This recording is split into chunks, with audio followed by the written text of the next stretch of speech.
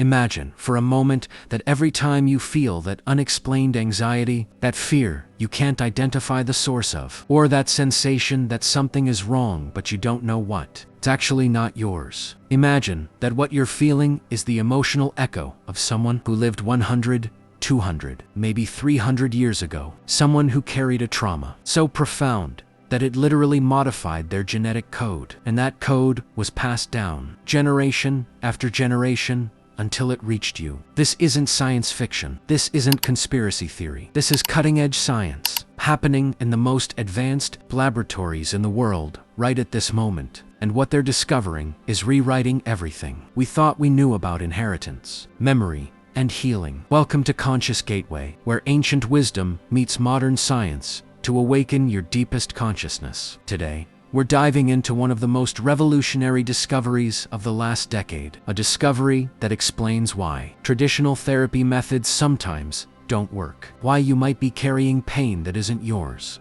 and most importantly, how you can finally free yourself from patterns that have been controlling your family for generations. If you've ever wondered why certain fears seem irrational, why certain situations trigger you disproportionately, or why you repeat destructive patterns even knowing they're harmful, this video will completely change your perspective, because the answer isn't just in your conscious mind, it's literally written in your DNA. By the end of this video, you'll understand exactly how ancestral trauma gets encoded in your genetic material, why your body might be responding to threats your ancestors faced, and most importantly, you'll have a clear roadmap for breaking these generational cycles once and for all. So grab a notebook, because what you're about to learn will transform how you see yourself and your family history forever. For thousands of years, ancestral cultures around the world understood something that Western science rejected for centuries: that trauma doesn't just affect the individual, but resonates through generations. South American shamans speak of heridas ancestrales, ancestral wounds that manifest in descendants until they are consciously healed. In Jewish tradition, there exists the concept that the sins of the fathers affect the children unto the third and fourth generation. Australian Aborigines believe that ancestors' experiences become imprinted in the land and family lineage. In traditional Chinese medicine, there's an understanding that unprocessed traumas create energetic blockages that are transmitted through the family tree. North American indigenous peoples have always known that healing is not just an individual process, but a family and ancestral one. In their healing ceremonies, they often work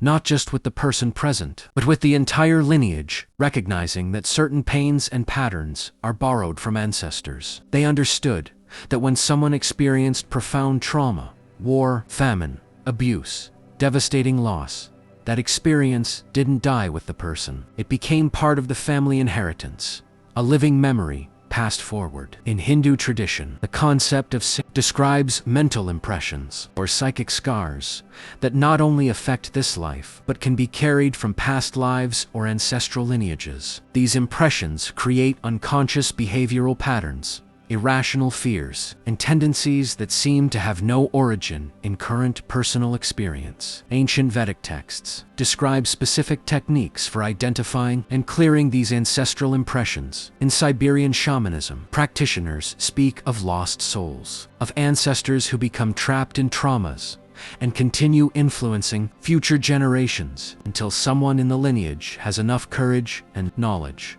to make the journey of ancestral healing. They understood that certain fears, phobias, and destructive patterns weren't personal failures, but ancestral responsibilities, traumatic memories that needed to be recognized, honored, and finally released. Traditional African healers have always known that illness and imbalance often have ancestral roots. Their healing practices include specific rituals to cleanse not just the individual, but the entire family lineage. They understand that when someone in the family experiences profound healing, it creates waves of liberation that can affect both ancestors and future generations. What's fascinating is that all these traditions, developed independently on different continents over thousands of years, reached the same basic conclusion: trauma is not just an individual experience, but an energetic and informational inheritance that can be transmitted through generations. They developed sophisticated practices to identify when someone was carrying ancestral trauma versus personal trauma, and created specific methodologies for each type of healing. But here's what's truly incredible. While modern Western science ridiculed these beliefs for centuries, classifying them as primitive superstitions, we're now discovering that our ancestors were scientifically correct. They simply used different language to describe what we now call transgenerational inheritance and DNA modification through traumatic experiences. These ancient cultures developed remarkably accurate methods for identifying ancestral trauma patterns. They recognized that certain fears seemed too intense for the individual's life experience, that some people had instinctive knowledge about dangers they'd never encountered, and that family patterns of addiction, violence, or mental illness often had deeper roots than immediate circumstances. The indigenous understanding was that healing one person could heal 7 generations backward and 7 generations forward. This wasn't metaphorical. They believed that by processing ancestral trauma, you could literally free your ancestors' souls from being trapped in traumatic loops, while simultaneously preventing those patterns from manifesting in your children and grandchildren. What modern science is now proving is that these ancient healers were describing actual biological mechanisms. When they spoke of cleansing the bloodline or healing the family tree, they were describing what we now know as epigenetic modification, the process by which traumatic experiences alter gene expression and get passed down through generations. In 2013, a team of researchers at Mount Sinai School of Medicine in New York published a study that forever changed our understanding of trauma and genetic inheritance. They studied children of Holocaust survivors and made a shocking discovery. These children carried specific genetic markers related to the extreme trauma their parents experienced, even though they had never directly lived through that trauma themselves. Dr. Rachel Yehuda,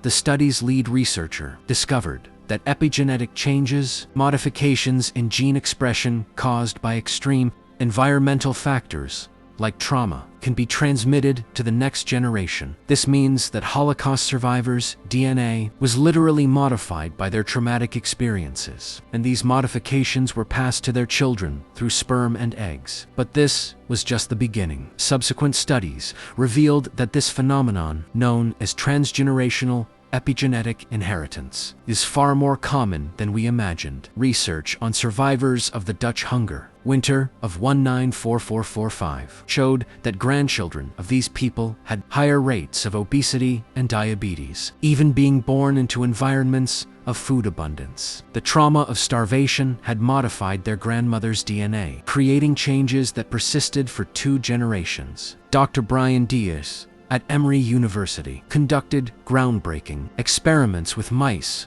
that definitively proved traumatic memories can be genetically inherited. In his studies, he conditioned male mice to fear a specific scent through electric shocks. Surprisingly, the offspring of these mice, who were never exposed to the conditioning, were born with an instinctive fear of the same scent. DNA analysis revealed specific changes in the gene responsible for detecting that scent in both parents and offspring. What makes this even more extraordinary is that these genetic changes don't just occur in eggs and sperm. Recent research by Dr. Gap at the Swiss Federal Institute of Technology found that traumatic experiences can alter microRNAs in the blood, which then influence gene expression in the brain and other organs. These changes can persist for multiple generations. Dr. Marcus Pembry, a geneticist at University College London, has studied isolated communities in Sweden where detailed records of diet and life experiences were kept for over 100 years. His findings are remarkable. Men who experienced extreme hunger before puberty had grandsons with significantly longer life expectancy. Conversely, men who experienced excessive food abundance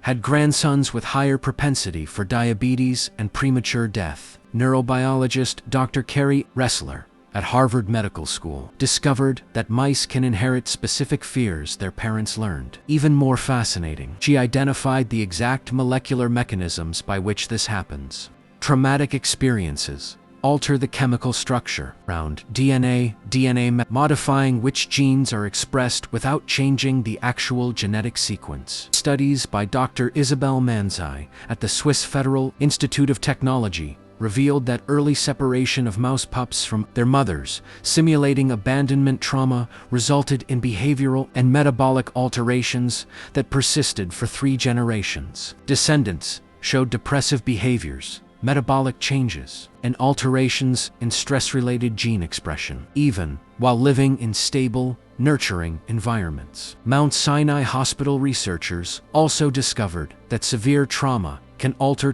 length, the protective caps at the end of chromosomes, linked to aging and longevity. These alterations can be transmitted to subsequent generations, potentially affecting descendants' health and longevity. The emerging field of epigenetics is revealing that our DNA is far more dynamic than previously thought. Dr. Moshe Chief at McGill University demonstrated that traumatic events can turn on or turn off specific genes, and these changes can be inherited. This means that unhealed traumas can literally modify the biology of future generations. But here's the most hopeful part.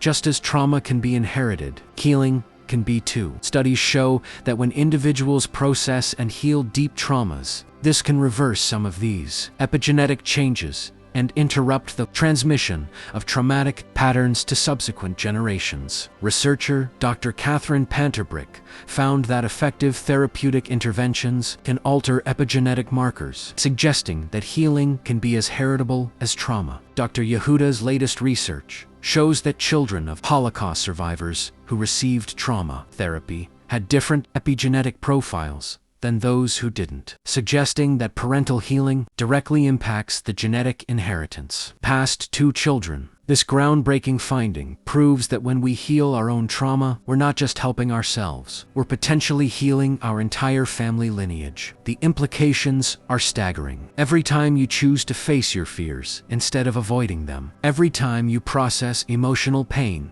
instead of numbing it, every time you break a destructive family pattern, you're not just changing your own life, you're literally rewriting your genetic code and potentially freeing future generations from carrying burdens they never chose. Now that we understand the science behind traumatic inheritance, the crucial question is, how can we identify and heal ancestral traumas that may be influencing our lives? The good news is that the same science proving traumatic inheritance exists also shows us that healing is possible and can be transmitted to future generations. The first step is developing awareness. Ancestral traumas often manifest as irrational fears, destructive behavioral patterns you can't explain, specific phobias with no known origin, or disproportionate emotional reactions to certain situations. For example, if you have an intense fear of financial scarcity, despite never experiencing real poverty, this might be an echo of ancestors who lived through famine or extreme deprivation. Start by mapping your family tree, not just names and dates, but traumatic experiences you know about. Wars, forced migrations, premature deaths, abuse, addiction, mental illness. All these events can leave epigenetic imprints. Talk to older relatives, research family history, observe patterns that repeat through generations. A powerful technique is ancestral lineage meditation. Sit quietly and visualize your family tree extending behind you. Allow sensations, images, or emotions to arise without judgment. Often, ancestral traumas manifest as specific physical sensations in the body: chest tightness, throat constriction, shoulder weight. These sensations can be portals to unprocessed ancestral memories. Conscious breathing is fundamental to this work. Traumas literally get stuck in the nervous system. Altering breathing patterns. Practice deep diaphragmatic breathing for 20 minutes daily, visualizing that each exhale releases not just your own tensions, but those of your ancestors. This simple practice can begin reversing epigenetic changes related to chronic stress. Remember, every moment of genuine healing sends ripples, both backward and forward, through your family line. When you choose courage over fear, love over resentment, consciousness over unconsciousness, you're not just changing your own life, you're participating in the healing of your entire ancestral lineage and creating a healthier foundation for generations to come. The truth we've explored today is both sobering and incredibly empowering. Yes, you may be carrying trauma that isn't originally yours. Yes, your DNA may have been modified by experiences your great-grandparents endured. But here's the revolutionary part. You have the power to rewrite that code. You have the ability to be the ancestor who breaks the chain, who transforms pain into wisdom, who chooses healing over perpetuation. This isn't just about you anymore. Every fear you face, every pattern you break, every moment of authentic healing creates waves of liberation that ripple through time itself. When you heal, you're not just freeing yourself, you're potentially freeing ancestors who have been trapped in traumatic loops for decades or centuries. And you're ensuring that your children and their children inherit strength instead of suffering. The ancestors who survived famines, wars, persecution, and unimaginable hardships didn't just pass down their trauma, they also passed down their incredible resilience, their survival instincts, and their capacity for healing. The same epigenetic mechanisms that transmitted their pain can also transmit their strength. Your healing journey is actually an ancestral mission. Every time you choose growth over stagnation, courage over fear, love over resentment, you're honoring the struggles of those who came before while creating new possibilities for those who will come after. If this video has resonated with you, if you recognize patterns in your life that might have deeper roots than you realized, I encourage you to start this sacred work of ancestral healing. Begin with the practices we've discussed today. Pay attention to what your body is trying to tell you. Listen for the whispers of ancestral wisdom calling you toward wholeness. Subscribe to Conscious Gateway for more content, bridging ancient wisdom and modern science. And remember, you are the ancestor future generations will thank for having the courage to heal. Your transformation is their liberation. The time is now.